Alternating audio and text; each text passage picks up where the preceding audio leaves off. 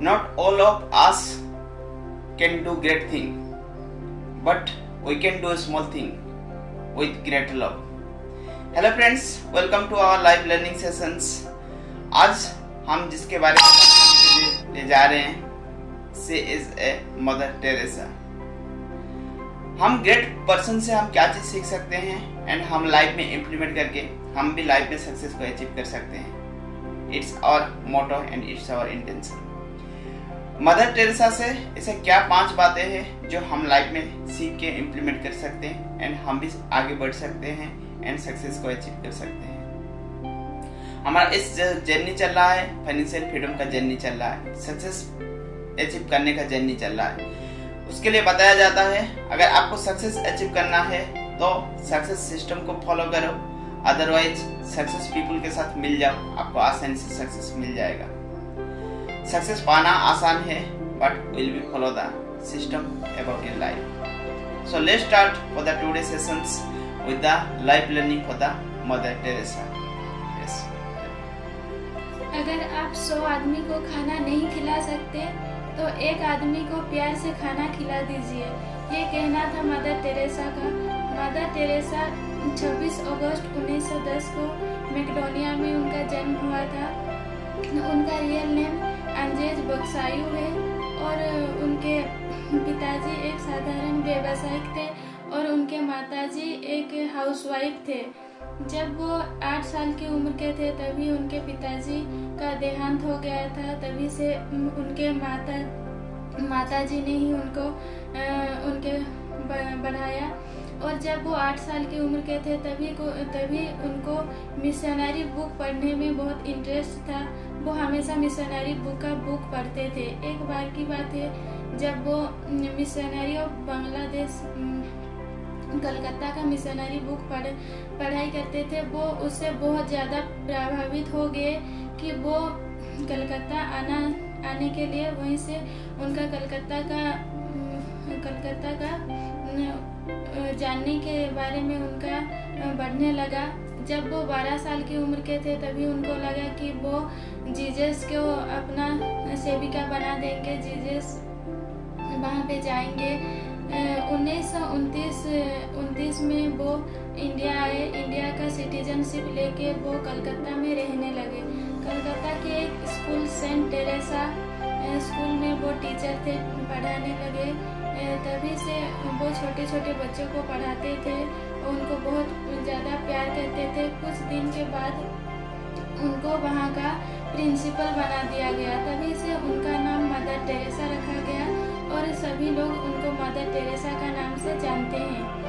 जब वो कलकत्ता में गरीब बच्चों को देखते थे, कलकत्ता की गलियों में गरीब बच्चों को देखते थे, तभी उनके मन में आया कि इस गरीब बच्चे के लिए कुछ करना है. तभी उन्होंने एक गरीब बच्चों के लिए एक स्कूल खोला और वहीं स्कूल पे गरीब बच्चों को पढ़ाते थे और उनको खाना भी खिलाते थे. ऐसे कुछ दिन चलता गया. तभी उनके नज़र में आया वो बुजुर्ग आदमी जो थे वो बीमार थे, उनको सेवा करने के लिए कोई था नहीं उनके पास. तो उन्होंने सोचा वो नर्स का ट्रेनिंग लेंगे. तभी 2 साल उन्होंने नर्स का ट्रेनिंग लिया. नर्स का ट्रेनिंग ख़त्म करके वो वापस आए और फिर से वो बुजुर्ग आदमी का जो बीमार थे उनको सेवा किया, उनका बहुत ख्याल रखा, अच्छे से ध्यान रखा. तभी वहाँ का लोग उनको बहुत मानने लगे, उनको सम्मान देने लगे. तभी से उनका जर्नी स्टार्ट हुआ. तभी से उनको सरकार के तरफ से बहुत सारे फंड भी मिले. इसी के फंड से उन्होंने आश्रम खोला, बुजुर्ग और अनाथ बच्चों के लिए आश्रम खोला. वहाँ पे वो बुजुर्ग आदमी का सेवा करते थे और जो बच्चे थे उनको खाना खिलाते थे, उनका भी सेवा करते थे. ऐसा बहुत दिन तक चलता गया. उनका जो फंड आता था उससे बहुत वो बढ़ने लगा, आश्रम बढ़ने लगा. इधर उधर आश्रम भी खोला. इसी के चलते जब उनका ऐसा व्यवहार देख के, बहुत सारे लोगों को इनका सेवा देख के उनको बहुत सारा अवार्ड से भी नवाजा गया। जब 1980 में उनको भारत रत्न के अवार्ड से, वो पहले विदेशी नागरिक थे जिनको भारत रत्न की अवार्ड से उनको नवाजा गया। बाद में उनको बहुत सारे अवार्ड से भी नवाजा गया था, उनको नोबेल पुरस्कार से भी नवाजा गया था। तो आज हम उनके बारे में जानते हैं। 5 लर्निंग के बारे में आज हम डिस्कस करेंगे। मदर टेरेसा से हम क्या ऐसे लर्निंग लेके हम अपने खुद के लाइफ में उसको यूटिलाइज कर सकते हैं। ये जानते हैं 5 लर्निंग के बारे में। आज का पहला लर्निंग है, अगर हम 100 आदमी को खाना नहीं खिला सकते तो प्यार से एक आदमी को ही खाना खिला सकते। यस, और चीज कहना था मदर टेरेसा का। मदर टेरेसा हमेशा प्यार में जीते थे, प्यार में भरोसा करते थे। एंड उन्होंने, अगर हम बड़ा चीज नहीं कर सकते तो छोटा चीज प्यार से क्यों ना कर दे हमारा लाइफ में। अगर हम 100 आदमी को खाना खिला नहीं सकते हैं तो एक आदमी तो खाना खिला सकते हैं, तो एक आदमी को क्यों ना खाना खिला दे।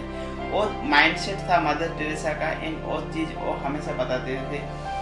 फर्स्ट चीज हम अंडरस्टैंड करेंगे सक्सेसफुल पीपल का माइंडसेट कैसा था, वो क्या एक्टिविटी करते थे उनका एवरीडे लाइफ में। जो चीज हम भी खुद को लाइफ में रिलेट करके वो चीज हम कर सकते हैं, उनका माइंडसेट को ऑब्जर्व करना जरूरी है। एंड वो चीज अगर हम थोड़ा सा भी चीजें इम्प्लीमेंट करेंगे हमारा लाइफ में भी वंडरफुल रिजल्ट हम प्रोड्यूस कर पाएंगे हमारे लाइफ में। हमारे इंटेंशन को हम बदल पाएंगे, हम लाइफ में आसानी से ग्रो कर पाएंगे। यस, तो कुछ भी बड़ा चीज नहीं कर सकते तो छोटा चीज कर रहे हो तो आसानी से प्यार से उसको कर दो। एंड जो चीज हेल्प हो सके दूसरों को हेल्प करने में उनको हमेशा उनका इंटेंशन रहता था। Yes, this is the first learning we can take from Mother Teresa.